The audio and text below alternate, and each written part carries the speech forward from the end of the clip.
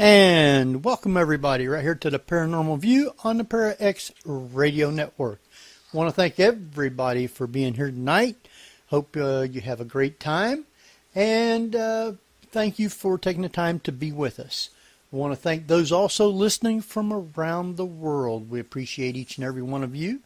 And if you're listening from somewhere other than here in the chat room, feel free to come on over to para-x.com, click on the live chat button, and you'll be in with all these wonderful people. You'll be able to interact with them and interact with us by asking us with questions for our guest.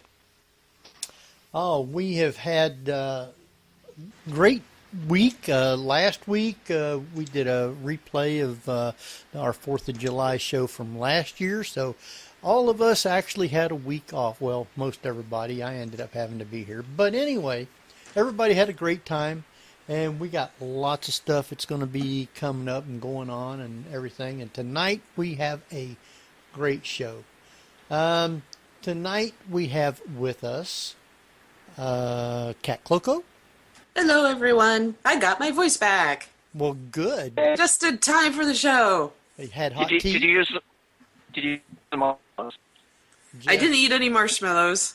I had tea and anti-inflammatory medicine. Good. So And that's what cured me. we have Barbara Duncan. Good evening, everyone. All right. And we got Jeffrey Gould. Hello, hello. All right. Hope everybody on their head. Are you breaking up again, Jeff? Am I? No, I didn't even have a girlfriend. Oh no. Oh, Yeah, you're breaking up, Jeff. sounds fine. You guys sound fine to me. You You want me to try and or call me back in, then I'll do the bio.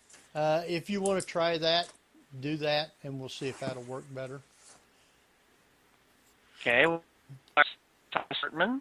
He's the former chief field investigator for MUFON of Ohio and currently the co-director of the project, the oldest UFO organization in the country. His interest in UFOs and science fiction began with the 60s B movies, so hopefully he's a Mystery Science Theater fan as well. This summer, Thomas has been doing requested libraries around northern Ohio in UFO cases, of which so welcome, Thomas Wertman. Sorry. Hey, thank you. I'm glad to be here tonight. As his microphone is breaking up badly. What, his or mine? No, yours. Oh, okay. Yeah, call me back in then. Yeah. Well, go ahead and drop off. I'll call you back in. Jeff is only turning into a Cyberman just in time for the San Diego Comic-Con. Oh, yeah. Do I have to disconnect? Yeah, no, you go ahead and drop off. How do I? Oh, okay. Okay. Now, I'll wait a second, then I'll call him back in, and hopefully his will be working good. Maybe he'll have a little bit better connection. We do want to take time, though, to thank you for taking the time to be with us on such short notice, Thomas. So, I want to thank you. Oh, no problem. I'm glad to be here. I mean, where else could I be on a nice sunny night, along the lake? But maybe drinking a beer with my feet in the water, Oh, I miss Lake Erie. Yeah. But I enjoy being on shows like this, and it's no problem whatsoever. I really enjoy it. And I thank you for the opportunity. well, it's our pleasure because it's been a while since we've done a show on UFOs and aliens. And Jeff, you back now? Yeah, am I sounding better or worse? No, you sound a little bit better as long as you don't start breaking up. Stay from Talos. Okay, well, we'll find out as you start talking. Yeah. Yeah. I guess I want to remind everybody that if you do have questions, you can private chat them to Ceiling Cat, co-host Cloco, Giggy. myself, and Jeffrey Gould is not in the chat room, so... Not yet. I will. I'm oh, kind of running around here. okay. He will be then. You can do that. And if you're not here in the chat room with us, but you're somewhere else around the world, you can still ask questions by sending a question to the paranormalview@gmail.com, and we will get that question right over to our guest. You can also tweet them over to us at Paraview Radio on Twitter. We just have all sorts of different ways. Yes. If you also have a pigeon around, you can tie something to its leg. I can't guarantee you if it lands around this house, one of our outdoor cats will get it. So, Kat, you got an announcement. You want to do that first before we get yeah. So for everyone who's interested, we have an event announcement. Where did it go? There it is. Mid-Ohio is July 17th through the 19th at Poasttown Elementary School, 6600 Trenton Franklin Road, Middletown, Ohio.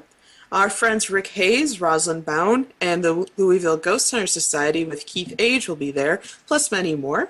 Check out their Facebook group at Mid-Ohio or visit www.louisvilleghs.com for more information and ticket info.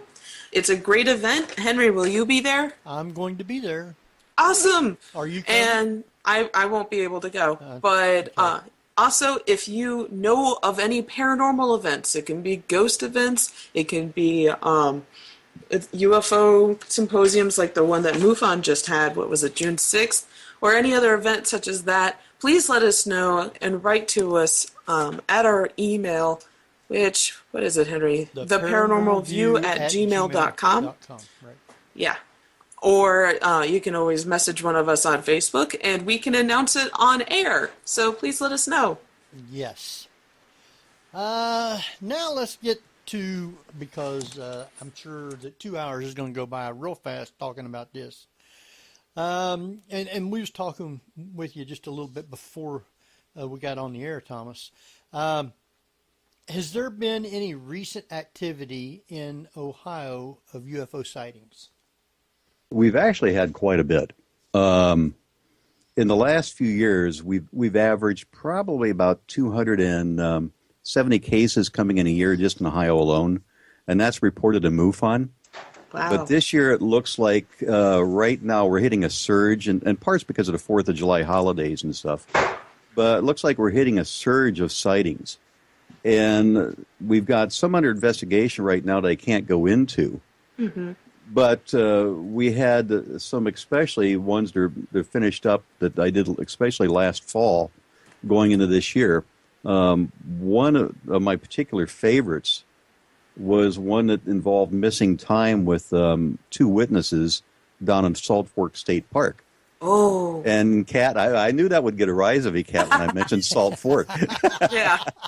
Well, also just missing time stories. Those are always interesting because we have them in like ghost investigations too with people with missing time. So I always find it interesting when we find those similarities between all these different paranormal studies. Oh, so please go on. Oh, this is a great one. It started out with MUFON. When somebody has a sighting or something along this lines of missing time, they can turn it into our website, which is at www.mufon.com. And an individual on the night of August 24th and 30th was out fishing. Mm-hmm. And when they were out fishing down at Salt Fork, these 2 individuals were just like creatures of habit. Mm-hmm. They went out in the evening. They set up their camp. They had a fire built. They had a canopy put up. Mm-hmm. And their fishing poles, if you get this visualization, their fishing poles were propped up right on the edge of the water. Mm-hmm. They had glow sticks rubber banded to them on there so they could watch their poles all night long. Mm-hmm. And it's just kind of like a normal night. They're just kind of sitting out there, just relaxing. One of the individuals is in his early 40s. The second one is about 19. And the 19-year-old is the boyfriend of the 40-year-old's daughter. Okay. And these 2 individuals had, a relationship to me that was almost closer than father and son because they knew each other so much inside and out. Mm-hmm. Almost to the point of one could start a sentence, the other one could finish it. They had that type of bond between them. Well, they'd set up camp on this night, and things were kind of going normal. And every half hour, they had a routine where they would go and rebait their hooks because they always had to have fresh bait on their hooks every half hour. They also went back and put logs on their fire every half hour.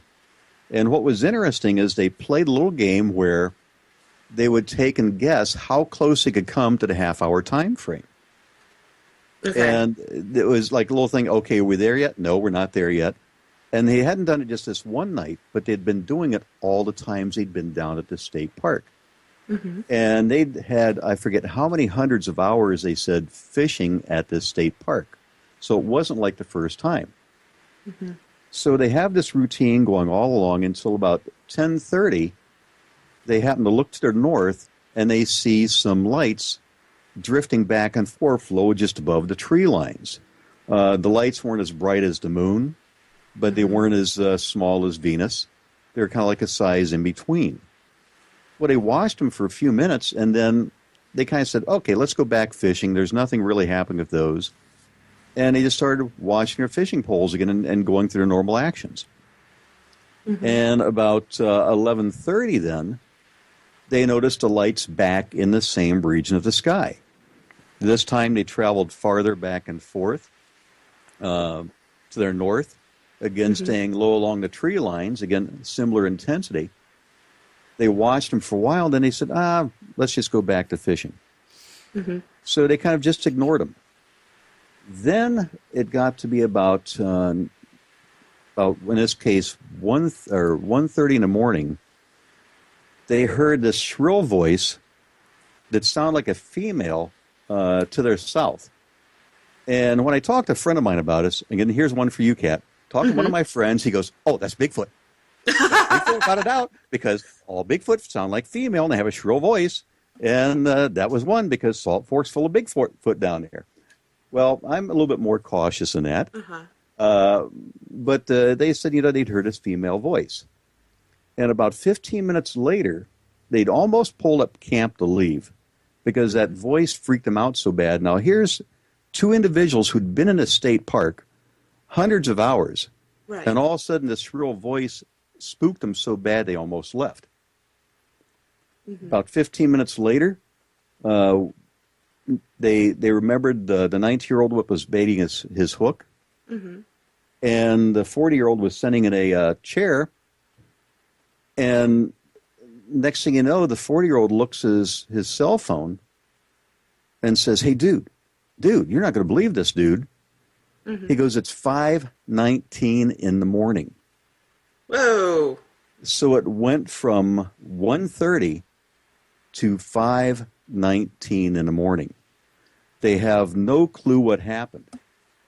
The 90-year-old was still standing by his pole where he was at 1:30, and he goes, there is no way on this earth I would have stood by this pole for 2 hours and 45 minutes, basically. There's no way. They turned around. The fire was completely burned out. Wow. There was nothing left of it. They couldn't even put wood back on and get it started again. They had to put kindling on and get it going from scratch. Wow. So they're freaking out, of course, which anybody would do if you couldn't realize what you did for that long a time. And next thing you know, they panicked. They threw everything back in their truck, took their campsite down, and headed back home. Well, when they got back home, it had to be about 7 going on 8, that was when they notified MUFON about their event. Wow.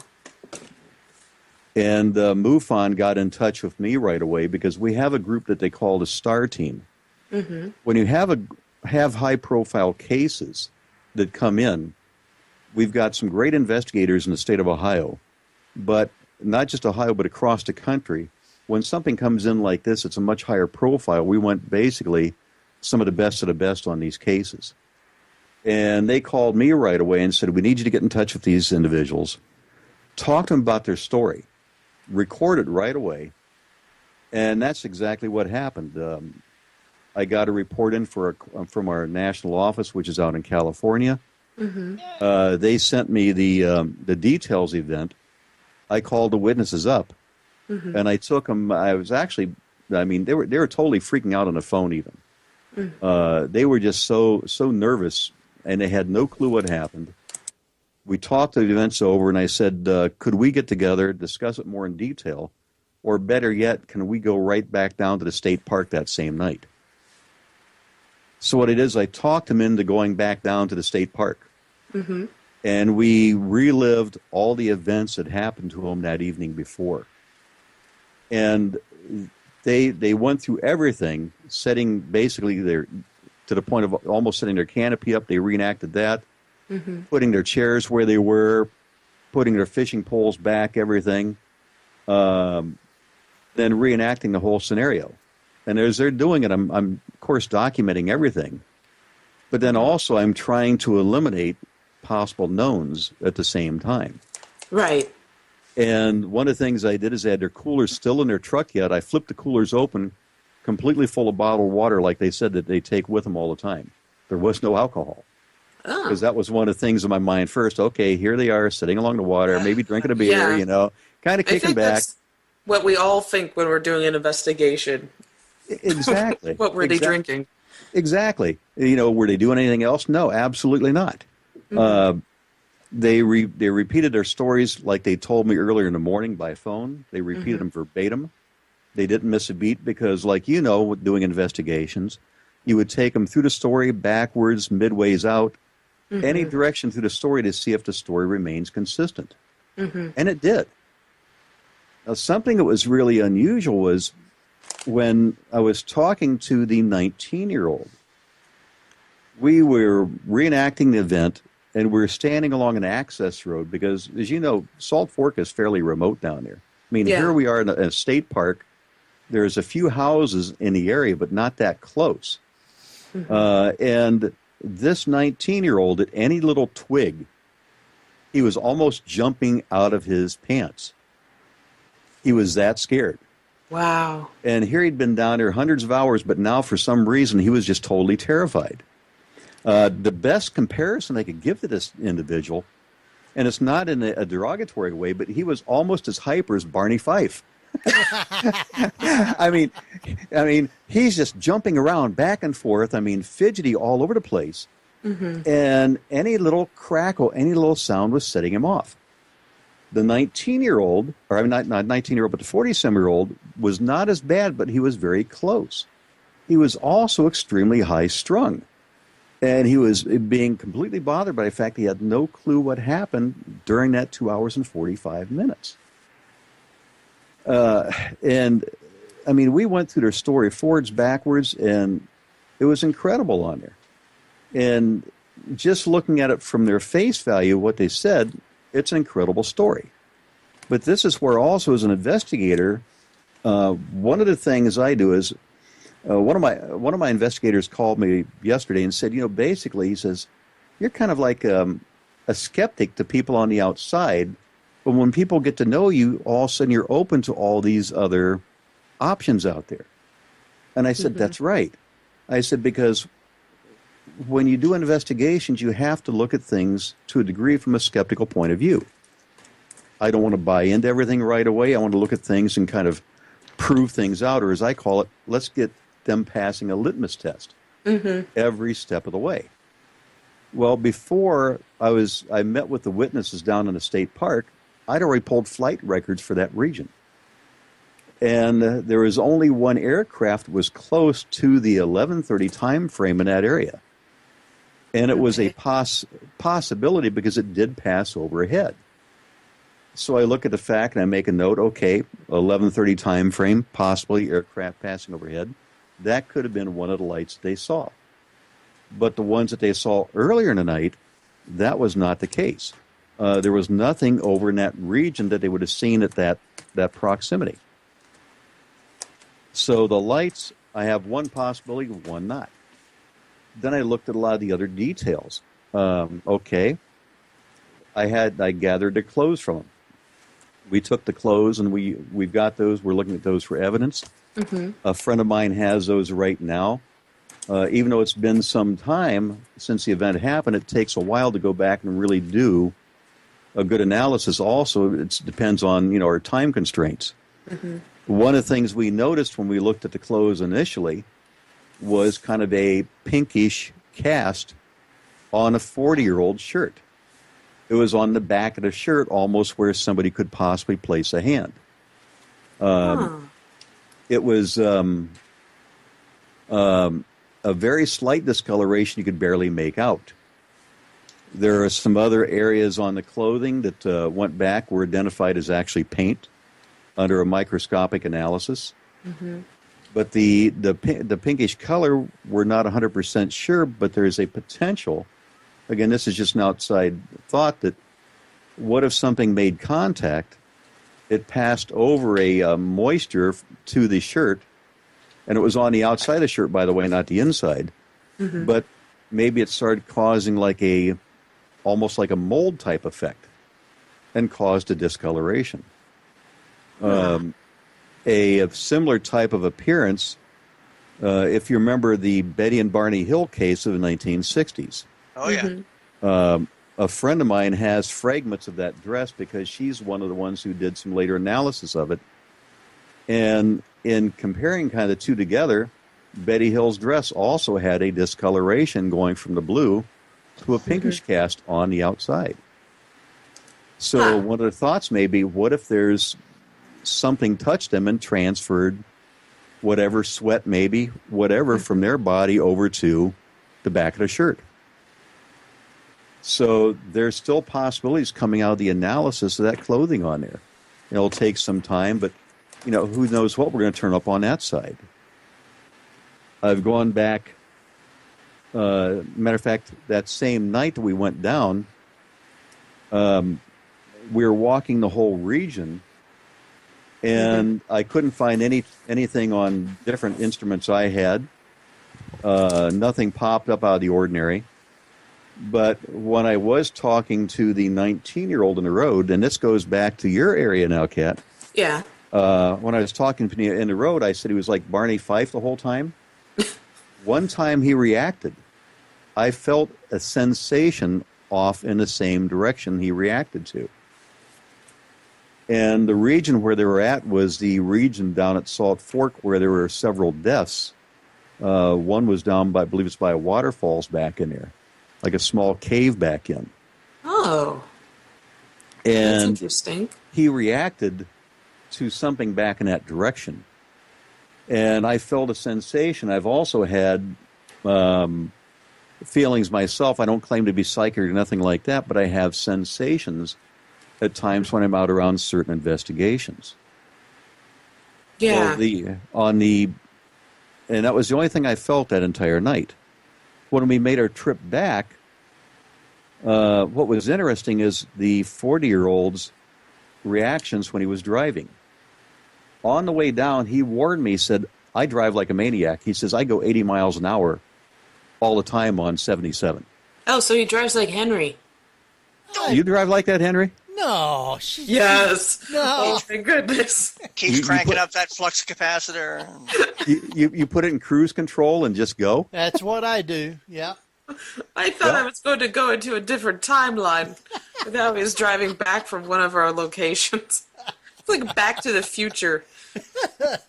Well, this guy was almost at that magic, 88 miles an hour? Yeah, 88 miles per hour. He was almost there. And believe me, I know that route enough. I'm like, I'm scared of getting a ticket from a state trooper any second. Yeah. But I wanted to stay with him all the way down, so I followed him, and he went 80 the entire way down. Wow. And that was from, he lived in the Akron area, Barberton area. Yeah. And that was all the way down to southern Ohio, which, we're looking at a couple-hour drive. Right. But on the way back, as we're coming back, he's going 80, and all of a sudden I look ahead of us. And at that time, when I was probably right around 10:30, something like that, on the way back, he saw a cell phone tower directly ahead of his car. And the cell phone tower had a flashing beacon. Without realizing it, he dropped down to 50 miles an hour. And I'm watching the whole scene from behind. And he's going slow, he's going slow, he's going slow. Then once he gets past it, he speeds back up to 80. He didn't even know he slowed down when he saw the cell phone tower because he saw the flashing lights. Well, we had we got together again a couple weeks after that event, and I wanted to see how they were responding a little bit later on. The 19-year-old was coming back to normal because I think it goes back to youth. Mm-hmm. He was ready to return back to his like normal environment much quicker. Mm-hmm. The 40-some-year-old was still beside himself because he'd lost 2 hours and 47 minutes he could not account for. Mm-hmm. When we talked about the events between the night of their sighting and the time I talked to them a couple weeks later, they said for the first few days they never went to work. They do construction. The 40-some-year-old owns his own construction company. Mm-hmm. They couldn't work. Neither one of them could work. They all stayed together, by the way, in the same room, in the living room of their house, and slept in the same room every night for X number of nights in a row after the event. Mm-hmm. They wouldn't go outside after dark because they were terrified. Mm-hmm. And this was just tearing them completely apart. And don't even get started talking about the Liam Neeson film The Gray. Oh. Well, we took what I didn't tell them, and between the time that they had their event and the 2 weeks after, I went back down myself the following week of their event because they said they were too terrified to go back down, basically. So I thought, well, I'll drive down myself. So I got down there like at 3 o'clock in the morning. Mm-hmm. And I thought, I'm going to see if they're here, and I'm going to see if I catch them. Let's see how well their story holds up. Mm-hmm. I got down there. I was down there completely by myself. Nobody was there in the area. The only people in that region were a couple of fishermen who they said tend to stay out all night long and drink with their lanterns on the other side of the lake. Mm-hmm. That part of the story was true. The fishermen were over there. You could hear them doing their chatter all night long. Mm-hmm. So that was factual. Mm-hmm. And what I did is I started doing just another sweep of the whole area using some of the basic things like EMF detectors and so forth. Mm-hmm. I could find no magnetic effects because that was one thing I was looking for, to see if there are any types of residual magnetic effects in the region. Nothing like that, nothing electrical. Couldn't find anything along those lines. But here we go back now to the unique site again, my connection. Mm-hmm. I'm not in the area where they were at directly, but I'm wandering around the whole park in that region, fairly large area. And probably it had to be about between 50 and 100 yards from where they were at, around a U-shaped area was a large clearing. By this clearing was a large tree. Mm-hmm. And as I'm walking around looking at an EMF detector, I've got a flashlight on it to illuminate because it's completely pitch black down there. There's no ambient light at all to speak of. And all of a sudden I get in an area that I feel, like I mentioned, I have some feelings at times. Mm-hmm. I have this feeling goes through my mind on it. It says, whatever happened right here. I just had this feeling of energy going completely through my body. Mm-hmm. And I looked down at the ground I was standing in. I'm standing in a complete circle of dead grass, as big as my shoulders. Uh-huh. And I'm like, okay, I'm standing in a bullseye. Don't read too much into this right away. But you felt a sensation, and I had the feeling that something was there, and whatever happened right at that spot I was standing in. Well, I didn't tell them about that initially on there because I didn't want to lead them down different little paths. So I kept certain information private from them. But I did have some unique feelings there. When I was doing the talk with the witnesses at their house, as we're talking, again, they were telling me about how upset they are, how everything went on, and that, life is coming a little bit back to normal, but still it's got a ways to go. They're upset about the missing time. All of a sudden, I had a sensation again. And I looked at the 40-some-year-old. I said, we're close to the city, kind of like the suburbs. Mm-hmm. And there's a large forest area across from his house, a wooded area. There's also woods behind it. And I said, I have a question for you. You don't have Indian mounds here, do you? He says, directly across the side of his road from where he lives at, he says, we've owned this property for like 70 years. It's been in the family. He said there are Indian mounds right across the road from where his house is at. Oh, wow. And I just had a gut feeling that that's what I was kind of feeling. Something along those lines. There was some sort of I don't know why, but it just felt like it. Mm-hmm. Well, they've emailed me since, and the key thing that they're at right now is what happened in that time. And I wish I could give them an answer. I really do. Mm-hmm. I just have no answer for what happened to them on there. Now, I got a question from the chat room from Nyla, and she said, have they done hypnosis regression to find out what happened? Yeah, Well, I was wondering that too. Yeah. The 40-year-old was considering it right away after it happened, and I didn't want to encourage that because I thought let's see if things come out on their own naturally first. Mm-hmm. Nothing's come out, but now we're starting to get to the time frame that this may be a possibility. Mm-hmm. So what I was planning on doing here shortly is reaching back out to him. And I've got somebody who I know that has done regressions. As a matter of fact, they've done my own personal regressions going back. And I trust them very much. I've got the tapes of when mine was done, and I know that she wouldn't lead anybody down a path. Mm-hmm. Because that's one of the big things if somebody does a regression is making sure that they're not being led. And I've heard some people that thought they were doing fantastic regressions of individual. And when you sat back and looked at everything they said, they were really leading the witnesses. Ah, Right. And they were putting words in their mouth. And again, I want to make sure that it's done right so it passes, again, that litmus test again, you know? Mm-hmm. Oh, yeah. That keeps giving the story more credibility the whole time. Mm-hmm. Wow. Yeah, and this is one that, I mean, when you see the people and hear their story, they're so passionate about what they're saying. Right. They're so intense. And you have that feeling it's not made up whatsoever. Mm-hmm. Because, again, it sounds like it could be similar to some other cases out there in the UFO field. But there's some other things that, when we talked about to come out that are kind of a little bit unique that I don't make open because you want to keep those little things unique to this particular case. Mm-hmm.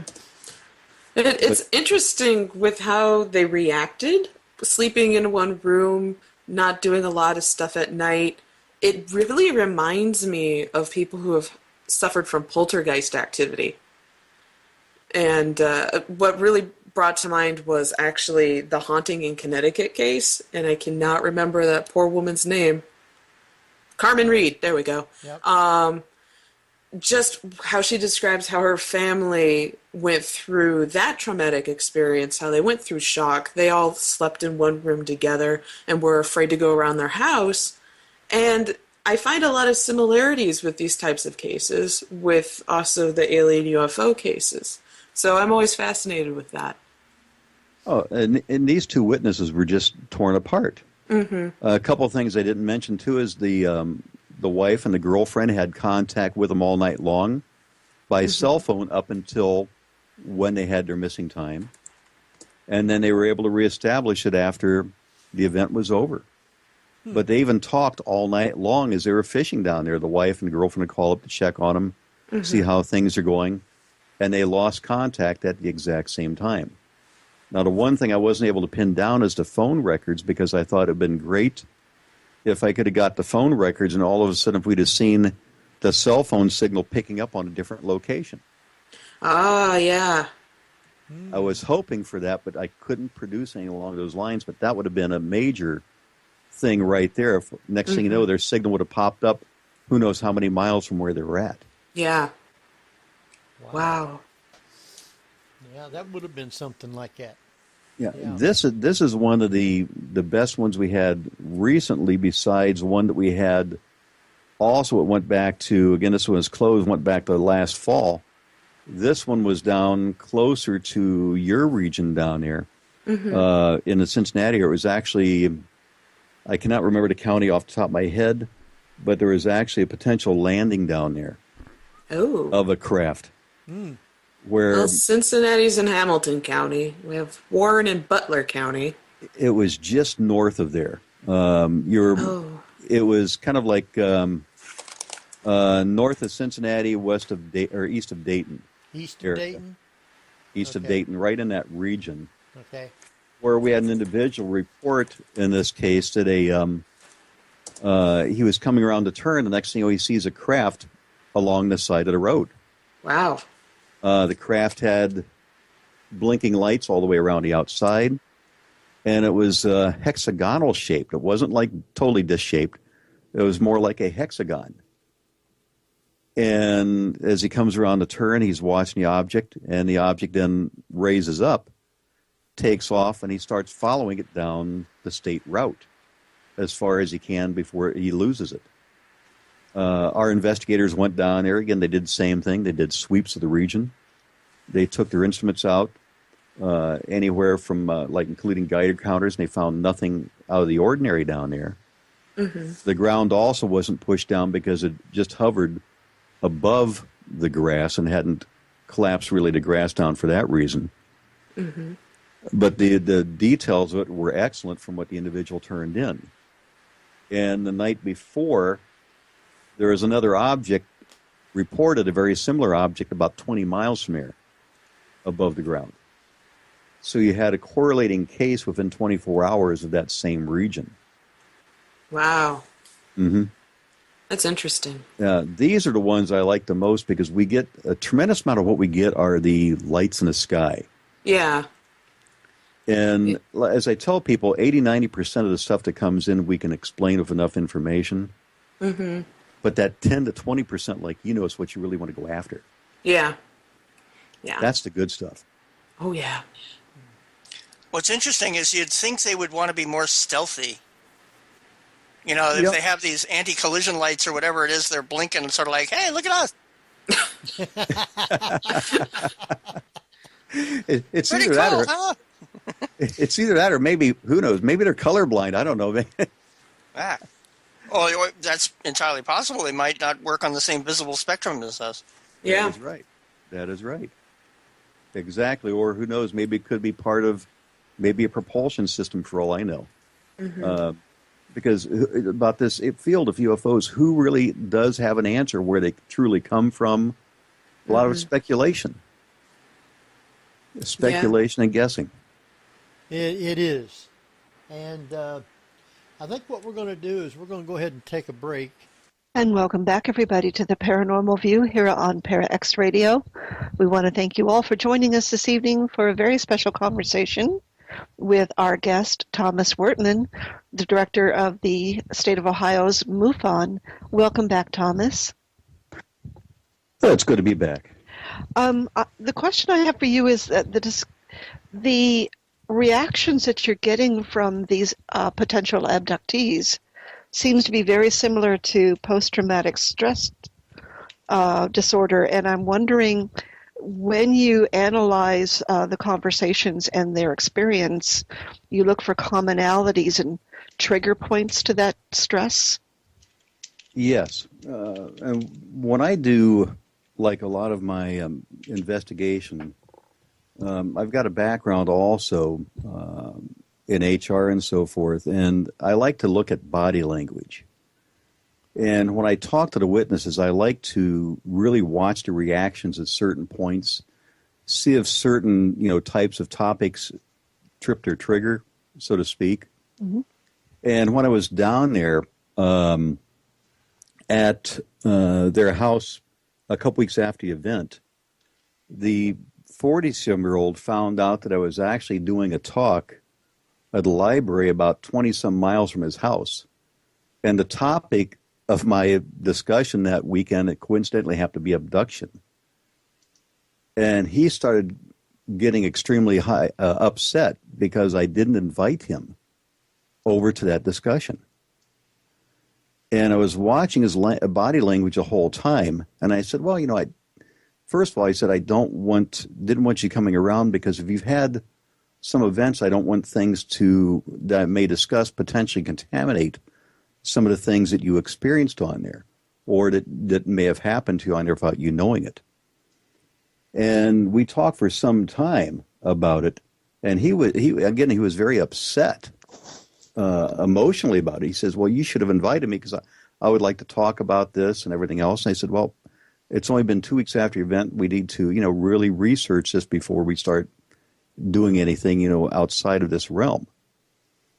And one of the things that kind of got him on there, Barbara, is he looked at me and he goes, what gives you the right to, judge me and to do my investigation on here, And I said, well, part of what I talked about today, and I didn't give him all the details, but part of what I talked about was my own personal experiences going back to the 1960s, where I also had experiences with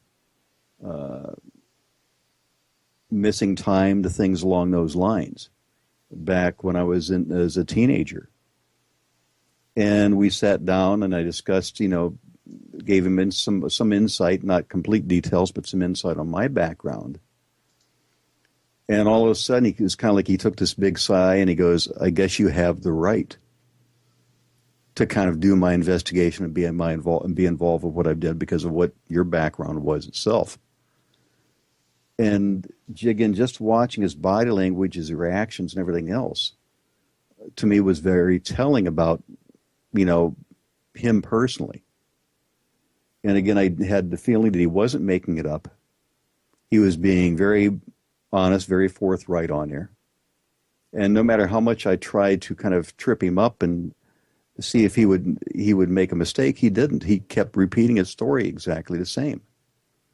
Not that he's exactly the same type of comparison, but when I met Travis Walton and talked to him, I got to spend 3 days with him when he came into one of our conferences. Travis was, again, very set in his mind exactly what happened to him. And you could see that even to this day, all these years later, he was still bothered by the event. And he would talk about it, but you could just see apprehension. Not that he didn't want to talk about it, but apprehension about, I guess you could say, maybe reliving the events again every time he talks about it. And this 40-some-year-old was the same way. He was just extremely upset, primarily the fact that he couldn't explain 2 hours and 45 minutes. That's what was bothering him most. So he has never had, as you know of, any sort of flashbacks to that time or memories starting to return at this point? No, not yet. This is why I want to give it some time in between. And what we'll do is we'll take, and now I think it's about time to go back and see if he's open to regression again. See if one of the people I know is able to do it. And let's just go back now and see what comes out. Maybe some things are gradually coming to the surface on their own. The people that do have these flashbacks or start to recall some of the memories from that time period, are there any common elements to them? Are they looking at the same type of being that abducted them? Or are we looking at multiple races doing the abductions? Well, speaking from my own experience first, because I've often wondered that maybe there's reasons that people are attracted to, like this field in UFOs, for a reason. One is that maybe we have our own connection back to it. Maybe that's why, like in my own case, I'm so intense, and I would stay up all night long just researching cases, doing investigations. I was doing investigations not only here, but also in Europe, and then going clear down to Puerto Rico. It was almost like, I guess the closest comparison I could make is I pictured myself as being like Richard Dreyfuss, sitting at a table playing with mashed potatoes, trying to form something that I was looking for an answer. And I think in my own case, that's what I was really looking for, is trying to put an answer to this whole thing. So that was why I started going back, and last year I had several regressions. And I didn't remember a whole lot from the period in the 1960s when it happened, but when we did the regressions, things started coming to the surface. And I remembered it, Barbara, I was sitting here at my computer one night, and again, I was dabbling in photographs because I'm fixated on identifying in my mind what I saw. So I'm almost like trying to sketch it out or modify pictures. And I had a picture of a gray, and I started modifying the picture, and all of a sudden I'm sitting at my computer crying because what I had put together would also start triggering memories that took me back. Took me back to the 1960s on there. And I started kind of reliving in my mind the scenario. And mine was only, in this case, one type of a entity, which was a gray. I've got some friends who've been involved in this field for a number of years. They've also had experiences with different races on there. But it seems like in their case, it was pretty much always the same type of an individual that came back. One of my friends described something like a Nordic type being or Nordic beings, and that's the way they remained. In my case, it was always the grays. Well, it's interesting because looking back at these experiences, especially in largely unpopulated areas, like the areas you're talking about, how they managed to find two individuals, possibly by campfire, I guess, to abduct, and what led them to single out two individuals out of an area where they could easily go into an inner city and pick people up and probably never be noticed. Oh, exactly. It makes you wonder why them. Number one. Now, on one hand, remote, I can say, okay, that's what I would do. I wouldn't look for somebody necessarily in the city. I'd look for somebody more remote, somebody where I'm not going to be observed as much. But why those two individuals and why not others in that same region? That I don't know. What I've never found out yet would be something that would be interesting to go back now and add some additional questions to the research would be, did their family members have any experiences? For example, especially on the maternal side, that would be the one I'd look at first. Because sometimes what we find out in this field is it seems like it carries down to the maternal side of the family.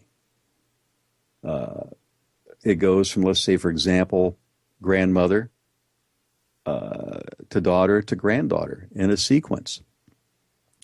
So, that's one thing we look at. Now, I'd like to find out if anybody in their families also had experiences. Are you suggesting that there's a genetic experiment going on at that point? Well, that's what it would make me wonder, Barbara, that maybe there is something going on that's genetically related, that they want to see how things pass down from, for whatever reason, generation to generation on there. In my case, my mother, we never ever talked about the subject because I started really getting into it heavy in the later years of her life. It was only one time I was talking to my sister about this. She knows what I do. She knows how much research I've done on this. One night we were talking about where one of my first memories came from, and that was at our grandmother's house. And our grandmother's house was a very rural area. She lived in a one-bedroom farmhouse that they didn't have any, let's say, modern facilities at all inside the house. They still had the outhouse outside the house. And it was terrible when he went out to their house in the wintertime and had to go to the bathroom because they had a two-hole outhouse. But I remembered in the 1960s that my grandmother would take me fishing with her during the summer. Now, not to say there's connection with the fishing type things, but I would go spend the night at her house because she liked to go out fishing at 5 in the morning. She wanted to be there at daybreak. And one night I was staying in her house, and I don't know why, but I kept staring at the one window because I felt something was there watching me from the outside. It was just like out of the distance. I couldn't see, but it was there. And I told my sister about it. And again, it could go back that you could say, okay, maybe it's just childhood paranoia. But I was talking to my sister about going down to the woods and an object, or not an object, but getting the feeling that something is coming up behind me, and I start running. And I'm heading towards an area that is towards a little small pond that was out there. And if I started drifting to the right, whatever it was would get behind me to my right-hand side and almost kind of like gear me back towards the pond. If I started going to my left, it would get on my left-hand side. I could hear it rustling behind me through the woods. And it was almost like hurting me, is the best way to describe it. And I was going towards the pond, and that was the last thing I remembered. Well, when I was talking to my sister about this, she goes, that pond always did scare me every time I was out there. I never did like that pond. And it was really nothing more than a little small pond in the middle of a farmland. Why would we get so scared about it? I don't know. But it was the only time my sister even mentioned something that was kind of unusual with her. But she has no other memories along those lines. And that's what I love about this type of research, is that everyone is nervous about a certain area, but nobody can quite figure out why. There's never any concrete reason why you should be afraid of an area. No, and this was just straight open farmland except for woods along the back. And I remember going out there a number of times, and one of the few things you could do on the farm was really just kind of roam around the farmland, and I used to go walking back through the woods. And for some reason, the woods is where I would get paranoid at. I went back to that same area last fall. And when I went back down these country roads at night, I think I went out there maybe 10, 11 o'clock at night, something like that, I started getting nervous when I started getting close to that same area. Now, here I am, 60 years old. Sometimes I call myself mature, sometimes I'm not sure. But experienced enough not to be afraid of that region. But for some reason, I started getting extremely apprehensive of that same area. There's another area I'd also like to check out to see if it kind of works the same way. We lived in Ohio here for a number of years as I was growing up, but we moved to South Carolina for a period of about 5 years. This is where I also had myself personally another event.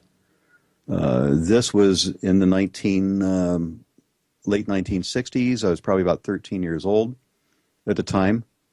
And you mentioned on there, Barbara, about certain areas. Well, we lived out in the country, again, out in the peach orchards. Me and a buddy used to go hunting all the time. And I use the term hunting loosely because we probably killed more Frigidaires, Maytags, anything else that was abandoned in the field than what we actually did any animal ever. Matter of fact, I don't remember ever killing anything, really.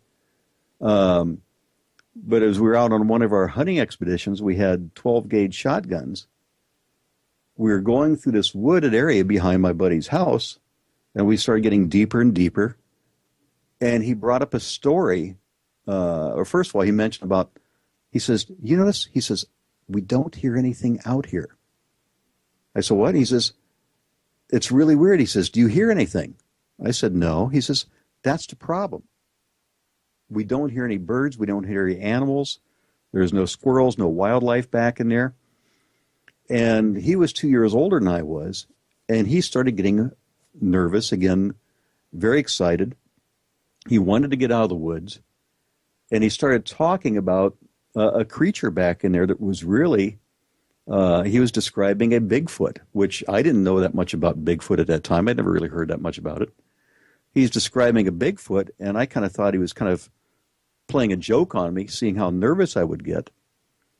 But then watching his body language again, he started wanting to get out of the woods. And he started heading not towards his house, but away from his house to the closest little small county road to where we were at. As we're heading towards the road, I remembered looking up, and I saw an object, disc-shaped object, fairly large in size, hovering above the treetops from where we were. And I remembered stopping, pausing, looking up, and here this disc was just hovering back and forth among the trees. I'm staring at it. He's going forward. And at that same time, he started talking about seeing a white owl. He says, there's a white owl out here. I said, what white owl? I don't see a white owl. There's a big white owl out here. Well, I kind of glanced down from looking at the object above the trees. I don't see anything. He's still going ahead. And I quit paying attention to the object above the trees just to stay up with him, and we both ended up getting out of the woods as fast as we could. We ended up getting on a small little county road. It wasn't much more than a dirt road, walking I don't know how many miles back to our houses. And the whole time there, he's talking about this huge white owl that was in the woods that I don't remember seeing. And when we did the regressions years later, the white owl appears to be going back to a gray.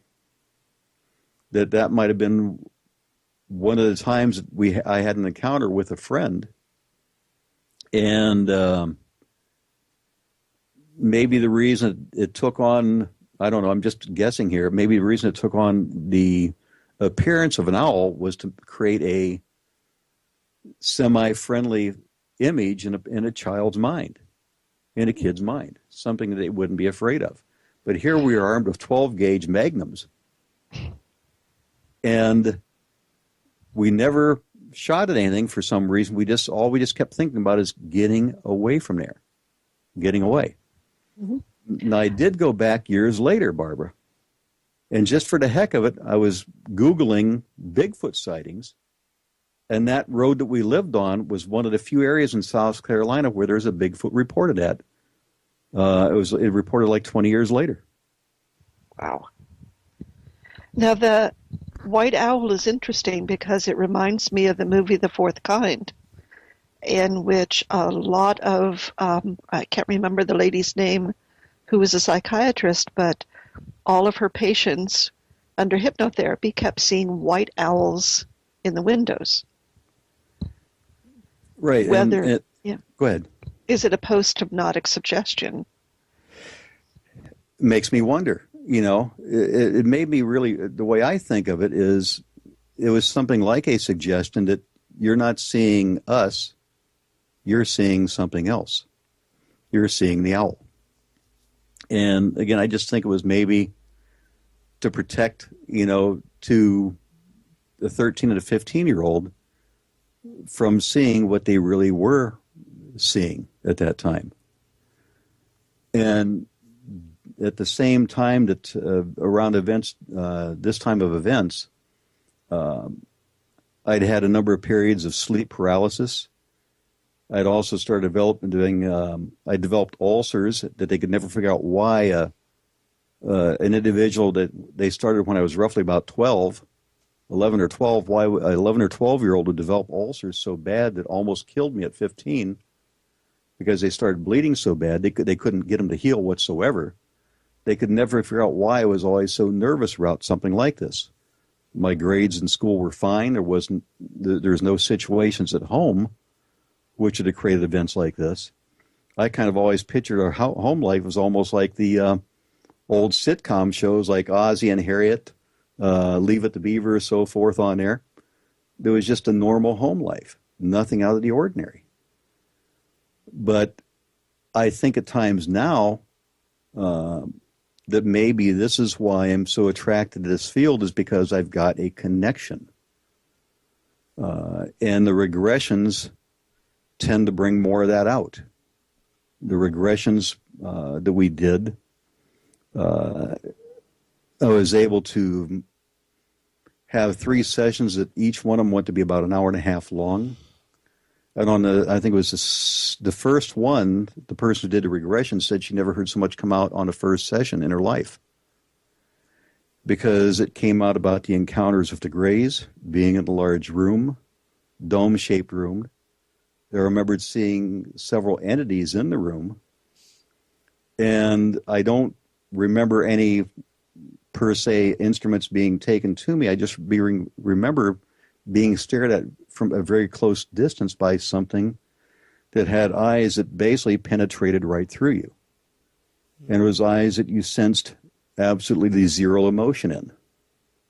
And I started putting pieces together, and that's in a little article I called The Moth to the Flame, because I kind of feel like I'm the moth being drawn back to the flame, which is the alien flame. That's what brings me to this field. Mm-hmm. I'm often wondering if MUFON workers, your investigators, whether or not they make themselves more active targets too by investigating what they do. Or do you feel that you could be abducted at any point in time? Well, I'm at a point in life now that, like, if they come, they come. I can't stop them, that's for sure. But you talked about making yourself more of a target. When I was went down the following weekend down to Salt Fork, when I had that sensation. And also the week of the sighting itself, the day after, when I had the sensations, I was talking to a friend of mine who's a research scientist about that. And I said, why would I have those feelings in that region? She goes, well, maybe they were tuning you in. Maybe they were wondering why you were there so fast after that incident happened. Why are you in that same region? And one of the thoughts was that you always hear about the implants. I don't necessarily say that's the case, at least in my own experience. But maybe since I had potentially had a contact, that maybe there was some sort of a connection there. Because in the regression there, Barbara, at one point, something that came out, and again, I'm kind of reliving this in my mind right now, so if I get a little choked up once in a while, bear with me.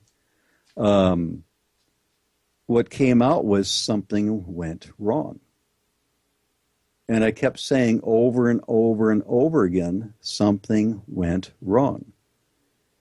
And what appears that may have happened, and this came out in the later regressions, is that when basically it was looking at me and kind of communicating, I guess you could say, mentally with me on there, reading my mind, whatever, there is a point that all of a sudden I could see inside of its mind. And I don't want to say it reacted like in a fear, but it reacted like something wasn't right. This shouldn't happen. That I should not be able to see inside of its mind. And it was almost like, I guess you could say the best way to describe it, when that happened, it was like the hive effect. You felt like the hive where you could feel everything around you.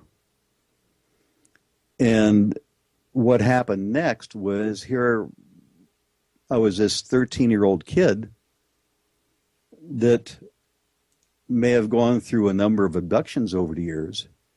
And all of a sudden now the role was reversed.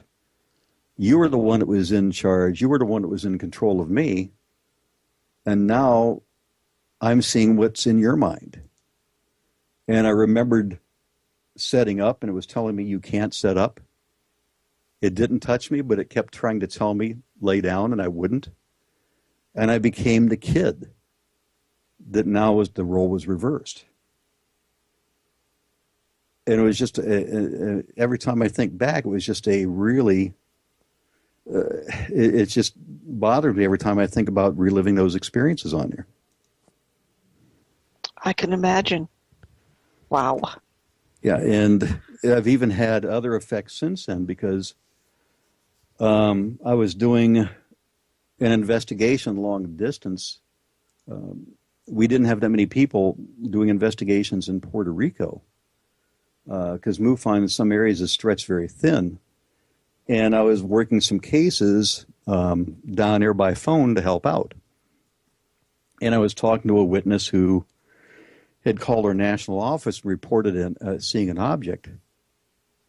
And it was just a typical light in the sky that she claimed was following her mom.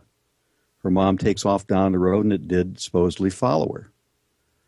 But what became more unique is before she said another word, all of a sudden, Barbara, I see myself sitting in a room looking towards windows at night, that the room is completely dark except for the ambient light coming through the rooms or the windows on there. And here I see myself sitting there, and I see an entity standing right in front of the windows. And the next thing she says is, I want to tell you some other experiences that happened to me. I said, what was that? She goes, well, I've seen entities in my house. I said, describe your house. She goes, well, my house, I've got windows going all across the front of it. And I was sitting in my living room looking at the windows one night, and an entity appeared right in front of the windows. I'd seen Barbara everything she was describing before she even said a word. Wow. Now, would you describe yourself as having empathic or any sort of psychic ability normally? Well, it's just completely random. There is no control. It just comes, it goes. Things. There's days I can see things as clear as can be before they ever happen, and there's just no control whatsoever over it. Like in this case, what was even more wild was the fact that she, for some reason, this entity I'm seeing was at a lower level than she was. It was short, but also at a low level. And I kept prodding her and leading her. I said, well, you tell me more about your house. Tell me more about this room. Tell me more about that. And finally she says, oh, by the way, the room that we were in, you kind of walk from one level, you step down a half a level. It's kind of like a sunken living room. And that's why I was seeing on a lower level. And I saw all that before she ever mentioned one word. Wow. Yeah. And that's why sometimes I wouldn't mind going out and also testing in other avenues, maybe along the paranormal lines, to see if I have feelings, or Sure. sensations there. Sure. Wow. Well, I think we're going to go ahead and take another break. In the middle of the Cold War, across remote stretches of the northern United States, the Air Force kept ballistic missiles and B-52 bombers on constant alert. On the night of October the 24th, 1968, at Minot Air Force Base in Minot, North Dakota, Airman First Class Mike O'Connor was dispatched to make a routine repair at one of the missile sites. We made our turn to come down the road to the missile site, and out of the corner of my eye, I observed what I thought was a farmer's yard light, but it looked awful bright.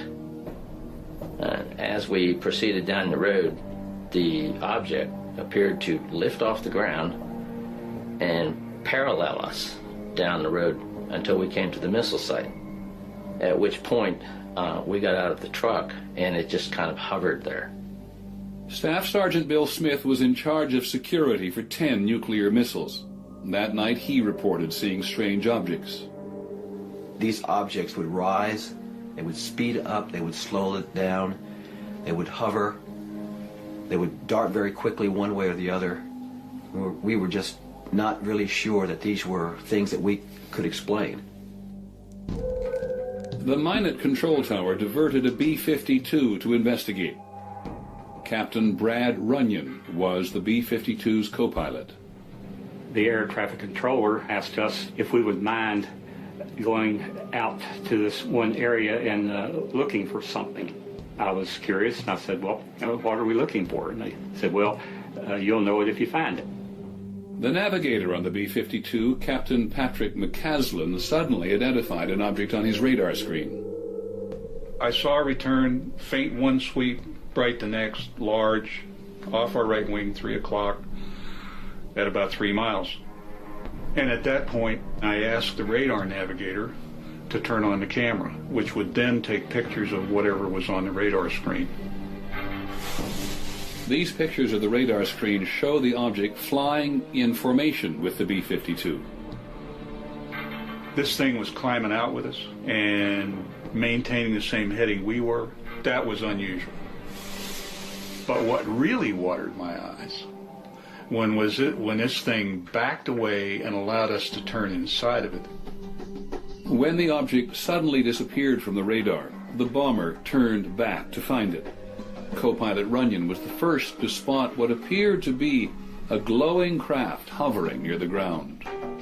When things like that are happening, it seems like time just stands still. My estimate, overall object was a minimum of 200 feet in diameter, and it was hundreds of feet long. It had a metallic cylinder attached to another section that was shaped like a crescent moon. I felt that this crescent moon part was probably the command center. I tried to look inside the thing, but all I could see was a yellow glow. At that point, I was fairly sure that I was looking at an alien spaceship, something that had come here from some other planet other than Earth. Co-pilot Runyon and the other crew members of the B-52 reported their sighting when they returned to the base. According to Blue Book's investigation, the crew of the B-52 and 16 witnesses on the ground said they saw a UFO that night. In its final report, Blue Book concluded that they were all seeing stars. None of those pilots saw a star. I know those pilots. I know what their training was. I know how many stars they'd seen in the course of their careers, and they were not looking at a star. It bothers me that Blue Book blew it off. I don't think this incident has ever been adequately explained. The Air Force finally got out of the business of trying to explain UFOs in 1969. It closed down Project Blue Book after an independent commission concluded that UFOs were of no scientific interest. Welcome back, everybody, to the Paranormal View here on Para-X Radio. We want to thank you all for joining us this evening. Especially thank you to all of our listeners from all around the world. And tonight we have listeners in the United States, Canada, the Netherlands, Australia, the United Kingdom, and Unknown is back. Oh, yes! The unknown. Probably, yeah. Yeah. They want to find out what we know about them. Probably, yes, very much so. They want to catch up on what's been happening in the MUFON world with our very special guest, Kenneth Wertman. Welcome back. Thomas. Hi. Yes, Thomas. Yeah. That's right. I've been called a lot in my lifetime, believe me. Wow.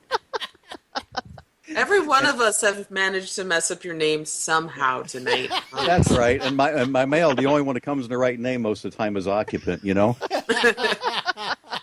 You're with that group Muffin, right? That's right. We're muffin men out there. You got that right.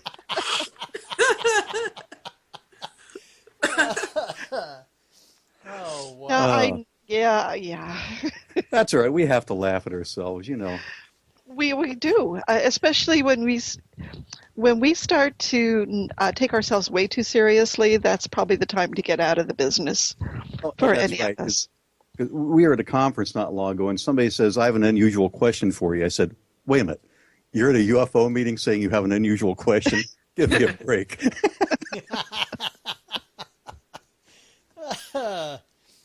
Now, I got a question. With stories like this with the B-52 pilots, why is there so many different credible witnesses and stories like that, and they want to blow it off and say that they are just looking at the stars or some other anomaly?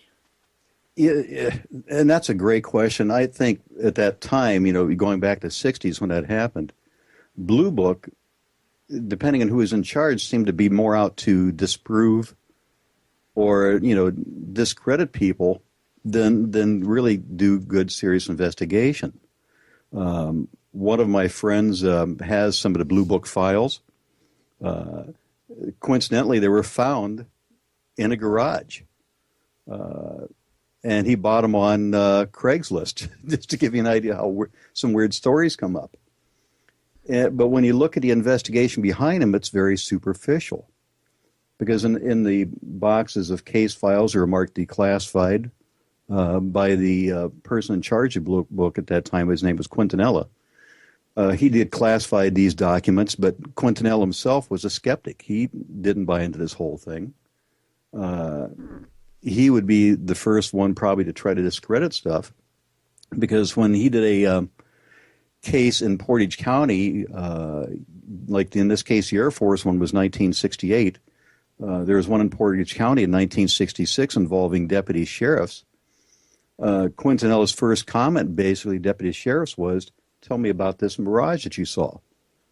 Now, I don't know about you, Henry, but if somebody looked at me doing an investigation and said, "Tell me about the mirage you saw," and I chased a UFO for 86 miles from Ohio into Pennsylvania, the thing had come directly over me, and the deputy described the object as being so bright it was like looking down the gates of hell, and it was as big as a house.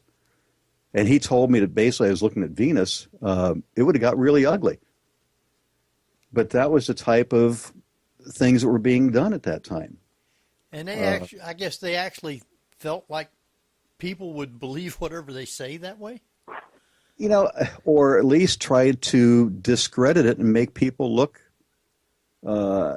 feel foolish, like they're chasing Venus or whatever. Right. But I've got a letter in my possession that was from this congressman out of Michigan in 1966. Was very upset because he had all these sightings basically in his own backyard in Michigan, and that he thought that the government should do some very serious investigation on this subject. Signed, Gerald Ford.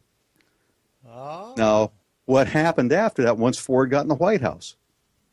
Nothing. Nothing. I think because they learned certain things that they can't disclose, and so therefore they have to put a hush on everything. And I would go along with that opinion that they're basically told you don't need to know. Right. And I think you can go through the whole line of ones in succession. Carter, it was my understanding he was also debriefed, and he doesn't say anything about it. Right. And even though he had his own UFO sighting. Reagan. Matter of fact, if you want to get into one of the more unique ones on there, it goes back to Tricky Dick Nixon. And his supposed connection of having a friend of his be able to be allowed onto an Air Force base in Florida, Homestead Air Force Base. Is that the one with Jackie Gleason or something? With Jackie Gleason. Yeah. And he supposedly got Gleason permission to see the aliens. And some people may not know that Gleason was actually a big ufologist. He had a massive library on UFOs, and his house even looked like a UFO. But, I mean, each one in succession, I think that once they get in there, they probably are told, this is beyond your realm. You don't have any need to know what's going on. And that's it, period. They just shut them off. Now, Kat, you got a question from the chat room? Yeah, we do. Sherry in chat asks, have any star maps of alien worlds been confirmed? Well, the one of Betty and Barney Hill, that's the one that stands out the most as people recognizing. And again, I just a little bit more on the skeptical side where, you know, testing people's memory, what they're seeing and patterns. But also, I'm also open-minded to the fact that I would like to see some of these star maps, even ones which have not been supposedly proven, and look at them not in 2D as we would from the Earth, but from three-dimensional, from different directions. And I think we may be able to find something that can be popping but out. Wasn't there a teacher that years later created a three-dimensional mapping of the stars from that star map from the perspective of a different site looking at Earth, and essentially came up with the correct pattern? Yeah, that's the one going back to Betty and Barney Hill. Yeah. And that's where I think, that you have to look at things three-dimensionally. Right. Look at them from a perspective not of our own, but that's the one that stands out in my mind as being the most recognizable on there. Yeah, because some of the stars in the pattern hadn't even been discovered yet. That's right. Like Betty and Barney Hill with it. That's it. Kind of goes back to that movie. Interrupted Journey. Blank. No, Interrupted Journey. Well, oh, they're K-Pac. Oh, okay. K-Pax. Oh, yeah. With Kevin Spacey. Yeah. With Kevin Spacey on there, where he's able to identify a world that nobody knew about until just now. Now, this brings me to a question, Thomas, about the NASA ISS feed. Does anybody in your group actually monitor the cameras coming off the International Space Station? And are they viewing some of this? I know that there's claims that NASA has cut the video feed on several occasions. I don't know of anybody in particular in your organization who's monitoring that like 24/7. I've seen the reports on there where, individuals are claiming that the feeds have been cut. I don't want to sound like the skeptic again, but the reality is they do lose signal when they go around the world at certain points. And that's why, before I'd want to make a claim like that myself, I'd want to really look at it from all sides just to make sure it wasn't one of those points, because one of the battles that we fight in not just like our field in UFOs, but reaching out to paranormal, is the stuff that you find on YouTube all the time. Mm-hmm. That people put such tremendous work into putting something together on YouTube that really doesn't have any substance behind it. Mm-hmm. No. And what that does is it opens up a whole can of worms and gets people believing stuff or looking at things maybe not as close as they should. They should look at them a lot closer before they publicize it. I think they do a lot of that anyway. They do, and what it does is it makes the ones doing good research sometimes look bad. Yes. Very much so. And I've always told people that, why do we need the government to come out and start discrediting stuff? Like, let's say, go back to Project Blue Book. Why do we need them to come out and discredit anything? When I could go on YouTube, you could turn me loose on the computer with Photoshop and a couple video programs, and I could do more damage in one day than an organization like Blue Book could probably do in 10 years. Just by putting out disinformation that way. Oh, yeah. And the programs they have, even for the amateur, are amazing. There's a fantastic fan video of shots of San Francisco, even with loose camera movements, not on a tripod or anything, where they've put in that in the sky you can see Star Destroyers and the Death Star, and it looks perfectly natural, like that's part of San Francisco. Oh, and I don't hate to that's say it, George Lucas. But no, this is some fans put this together, yeah. No, I mean, yeah. Yeah, and I see some fans putting together way better stuff than what you see on Sci-Fi Channel. I hate to say it. Oh, God, yeah. Yeah. They should hire them because they'd get a lot better work for a lot cheaper price. Well, let me ask you, if the aliens are visiting here, do they or do they not want to be seen? Because every time somebody says something, it's, oh, they had all these lights underneath it or all these lights around it or whatever. Why wouldn't they be in stealth and in black so nobody would even know they're here? I'd be honest with you, Henry. Here I go, Miss. My turn now. but Henry, the reality is I don't know. I really don't know. They don't care? They may not care. Who knows? I don't think anybody truly has the answer on that one. Why don't they go in stealth mode? Good question.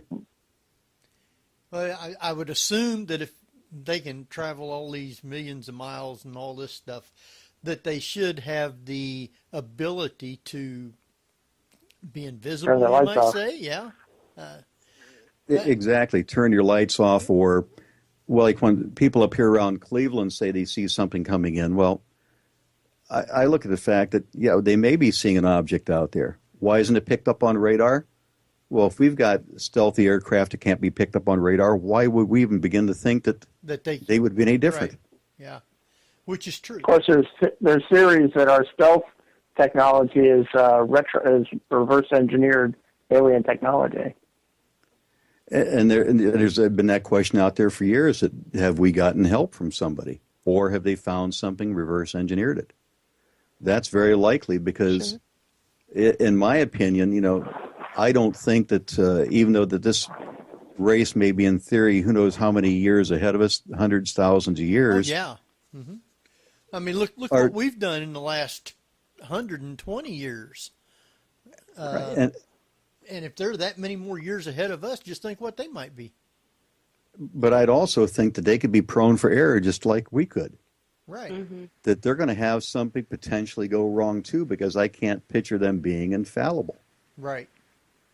That they're going to have a crash, they're going to have something they didn't anticipate, something go wrong, and there's got to be some evidence out there that's being gathered.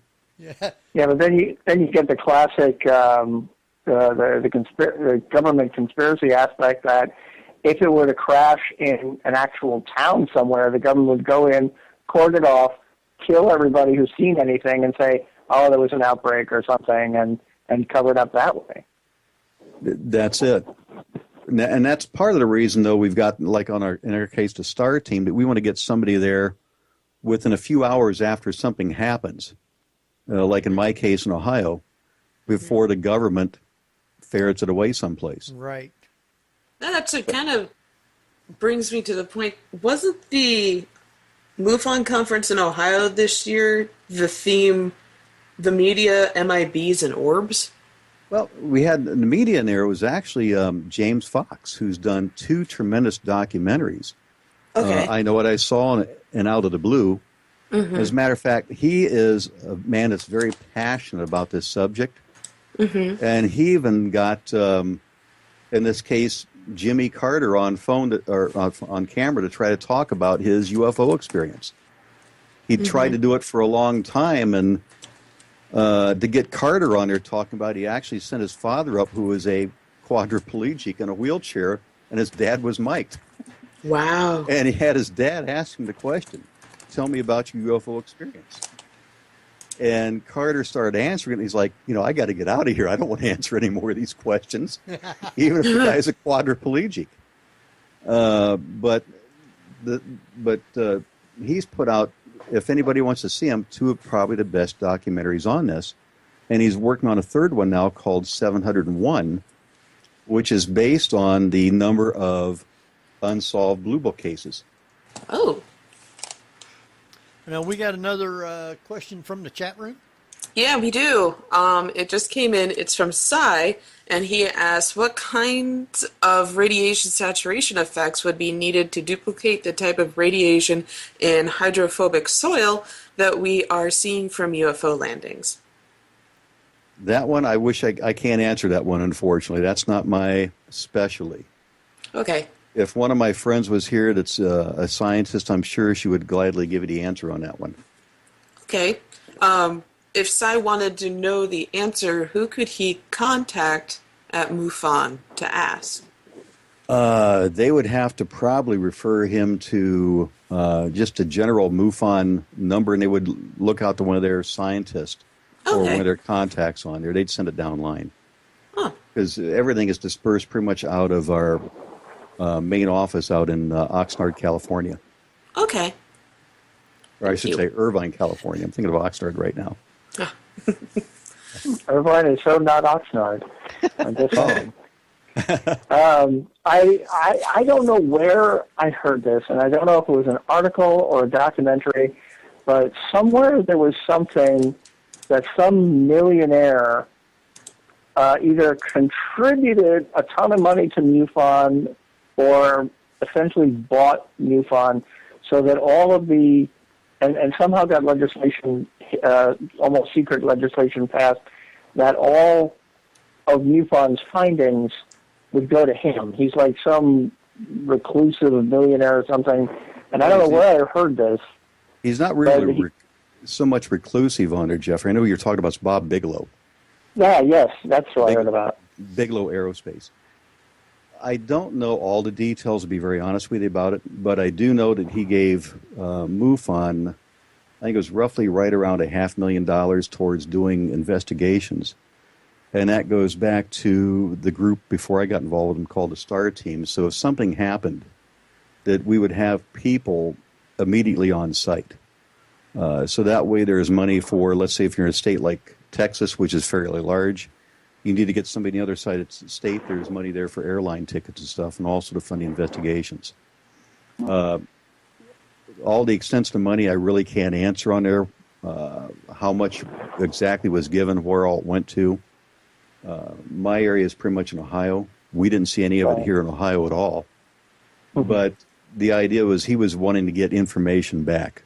How much he got, I couldn't really tell you. But he wanted information, and to me, he owns Bigelow Aerospace. And I can't argue the fact that, if he owned Bigelow Aerospace and he says, well, what if I can put some money up like this? Because I think eventually there could have been up to $750,000 before that he pulled the funding. But if he would have got one artifact that we could have obtained, in his sense, that could have been worth billions or trillions of dollars. Mm-hmm. And I can see why the funding would have been there. But the funding was eventually pulled. And to my knowledge, there's nothing anywhere out like that right now going on. But that goes back, I think, about 3, maybe 4 years ago on there. Something like that. I got a question. This person wants to know. Apparently, she was awake in the bedroom, and she seen 2 lights up in the corner of the ceiling, and an alien face bending down, leaning to one side, bent down to look at her from the wall. Would that maybe indicate alien contact? I couldn't say it wouldn't. It could be that she's having, maybe she is being contacted at time. But also, this is where we'd have to do more research. And what I'd recommend her to do is, file a report with MUFON, because if something is current or even if something goes back a number of years, we still like to see these reports so that we can take and follow up. We can take and research them, document them on there, and maybe we can find correlations between cases. In her case, it'd be interesting to go back and find out, is this just a one-time thing, or has it been happening over a period of time, maybe going back years? I believe this just happened. This one thing like this has only happened this one time that I know of. She said she was wide awake, heard someone in the other room on the computer typing. It looked like it was a bright light in the room, and kind of zoned out thinking of nothing before she saw it, and it leaned its head over,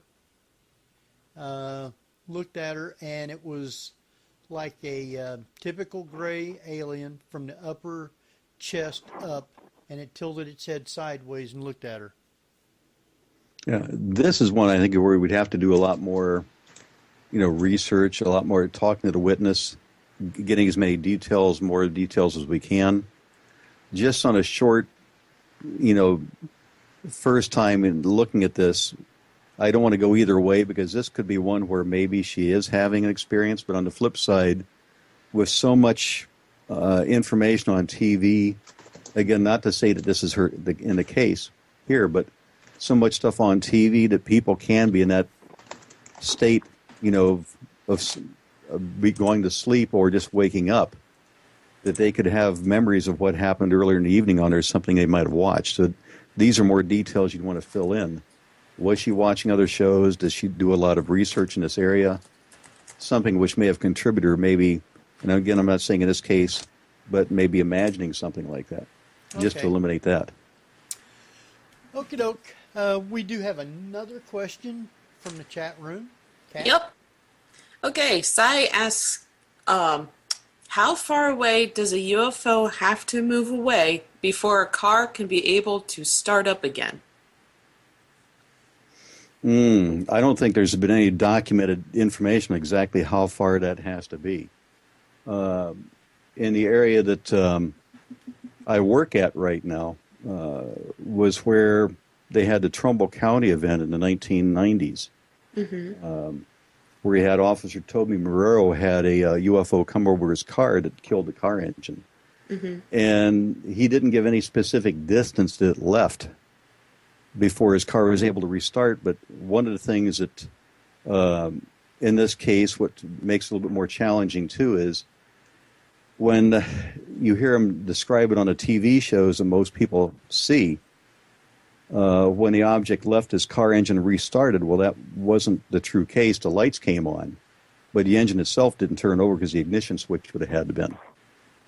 So it'd have to travel so far, mainly for like the electrical system itself to come back up, which would have been like the sirens if they were on, and the lights. And that takes into account that it's the ship automatically interrupting the electrical system as opposed to something that they're manually controlling. That's right. That's right. So it's just something automatic from it on there that caused it to completely die out. But again, there's no exact distances that I've seen on any of these cases, other than the object was either like coming overhead when the car engine died out. Now, but again, they didn't know that distance. Our time is quickly running right on by, and we've got way too much more to actually try and get into. One thing that I wanted to ask about was on the site, you had the Mike Wallace interview with Donald Kehoe in 1958. If people has not went and looked at that, you need to go to the MUFON site and look up the Mike Wallace interview with Donald Kehoe. My question on this, because he was answering everything to me just right, but Mike Wallace kept saying, well, the government give me these papers, which contradicts what you're saying. Again, the government is giving people misinformation because they don't want to believe in UFOs to start with, so they're going to believe what the government's saying so they can tell these people, well, it ain't right. And that's a great one right there that you think of, like in this case, Mike Wallace on 60 Minutes all those years, and he finds out that he did a UFO, in this case, interview with Kehoe back in the 50s. And Kehoe, they discussed what the whole conversation was going to be over during that interview, and Kehoe started drifting from the topic. And that's when they cut his mic. And they cut him off the air. And people called in complaining to CBS about that. But the thing is there were guidelines given on what to discuss and what not to discuss on there. Again, it goes back to the government control, and you'd think that we should have the right to know what's going on out there. What's going on above our skies, number one, for national security, or not just, as mentioned earlier, who knows how many billions of miles they're coming here from, but what if they're coming from another dimension or have some other means of traveling that we have no idea about, maybe even another time, for all I know. It seems like we should have the right to know what's going on. Now, we got the people in the chat rooms begging us to have you come back on again sometime. Oh, yeah. Oh, gladly. Yay! They believe a lot of stuff I told them tonight? Now, Henry, Thomas is the kind of voice we should have during the intro. Yeah. Oh, yeah. Oh, you like that? Well, one of my guys told me that I have the golden voice, and if I really want to turn it up, I do. And I told him today it's a good thing I have the golden voice for radio instead of the face for radio. Well, you're definitely like movie trailer voice. So I appreciate that. In a world. Before we go off, I want to bring up something that we were talking about before the show started, and that is you were saying that UFO sightings have increased over the last couple of years, and I'm wondering by how much, and do you have any theories as to why that is? Well, when I got into MUFON, I started with MUFON 6 years ago now, and we were only getting in about 100 and maybe 50 cases at that time of year. Mm-hmm. Now, this year, we're probably looking at doubling, and I just checked a few minutes ago. We've got, of the cases which have come in the last 90 days, we've got 71 cases open right now in the state of Ohio that's come in within the last 90 days. And one of the things that's been helping is, first of all, the Hangar One TV show that we have out. Yeah. That just finished its season now. And we're getting a lot more inquiries because people are seeing the show, and it's being presented in a good manner, because some of the shows that were out there in the past weren't that good, to be honest with you. Some of them kind of made a mockery of things. They misled people.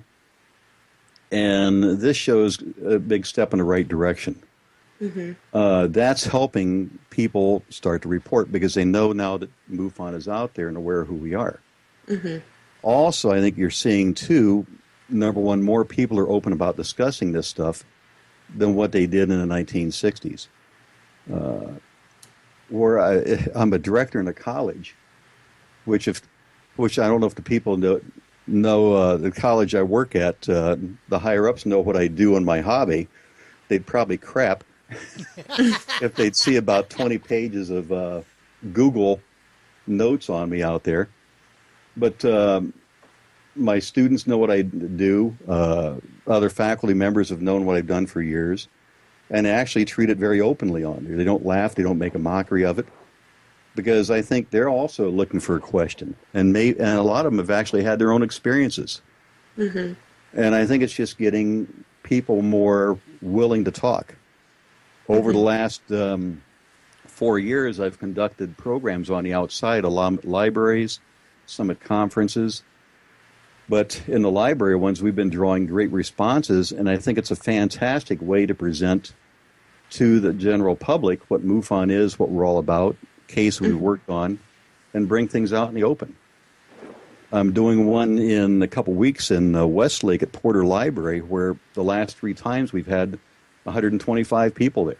Wow. And we've had to shut the doors because of fire code. We can't let any more in. But the response is tremendous on there. People just want to hear more about this subject. They're excited about it. And I think that's why the number of cases is going up. You're getting people much more open than they ever have been in the past. Mm-hmm. Now, what if someone wanted to be one of the people that works with MUFON to go out and investigate? Okay, to be a field investigator, the thing about that is they've got to get a manual, which they have to purchase from our website. And when they purchase the manual, it gives them guidelines for things that they need to know on being an investigator, how research is being conducted, how evidence is being gathered. And it gives them a foothold of, the substance behind it. I also tell everybody that if you're expecting to go out and make tons of money at this, it's not going to happen either. That's like a radio show. You got that right. They tell you the pay always stays the same, right? That's it. Yeah. Well, in this case, our investigators, all the ones here in Ohio, we get absolutely nothing. We do it on our own. We buy our equipment. Anything we need, we fund it on our own here. So they've got to expect that. And once they get the manual, they study it, they take a test, they pass it. What we do here then is when somebody passes a test, I assign them to a mentor under one of our investigators. Mm-hmm. And so what they do is they start doing cases under the guidance of other field investigators.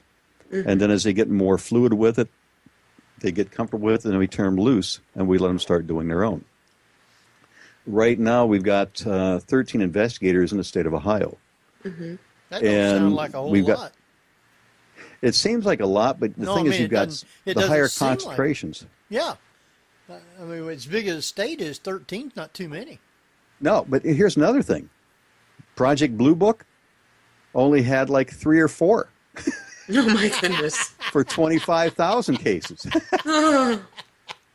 So that's another reason why they couldn't really do, as much depth as probably some of them wanted to on there. Mm-hmm. And I know, I'm not saying that some of the ones down at Blue Book didn't want to do the right job, but also they may not have been allowed to do the right job. Well, but go ahead. We want to thank you for taking the time to be with us tonight. Really appreciated it. Everybody just loved the show. So what I want you to do is take a minute to go ahead and let people know how they can get in contact with you, website and all that stuff. And then we'll give all our stuff out, and we'd like for you to stay on for a minute or two after we get off the air. Sure.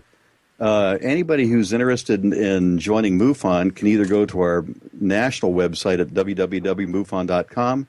It gives them information on how to become a field investigator, or if they want to join up as a member, there's also memberships there. If they want to become part of MUFON of Ohio, we've got our MUFON Ohio website at ohiomufon.com. And if you go to the website on there, you can also join up as a subscriber.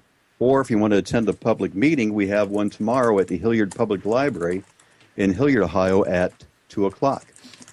And the one final one is if you want to attend the Cleveland Ufology Project, we've got our meetings the third Saturday of every month. And if you check our website at clevelandufo.com, we'll give you all that information.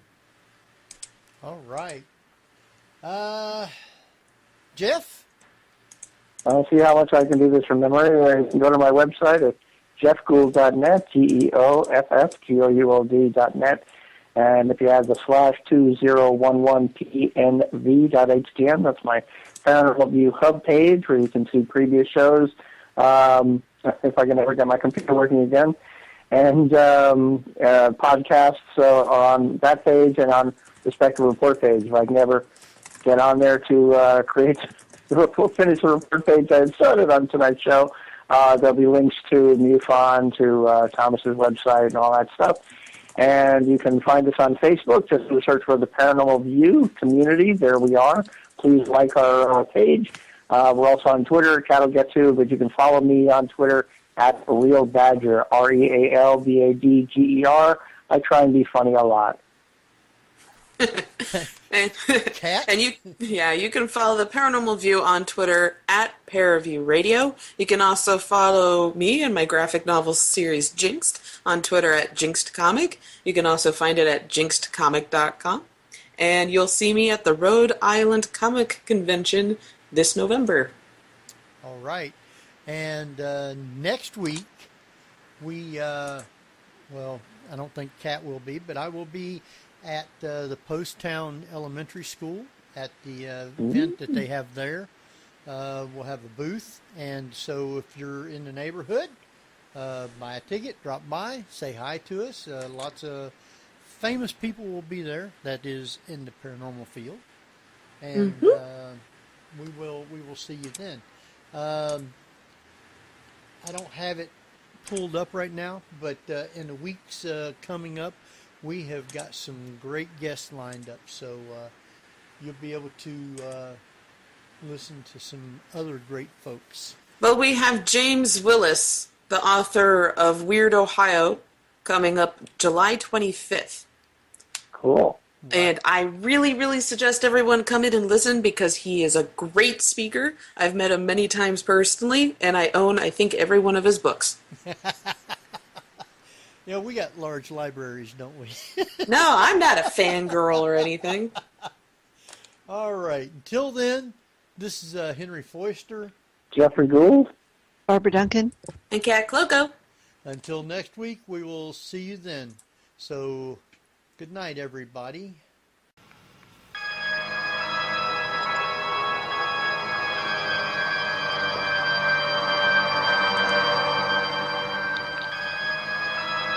You've been listening to the Paranormal View on the Para-X Radio Network. Join us again next week at the same time for more of the Paranormal View.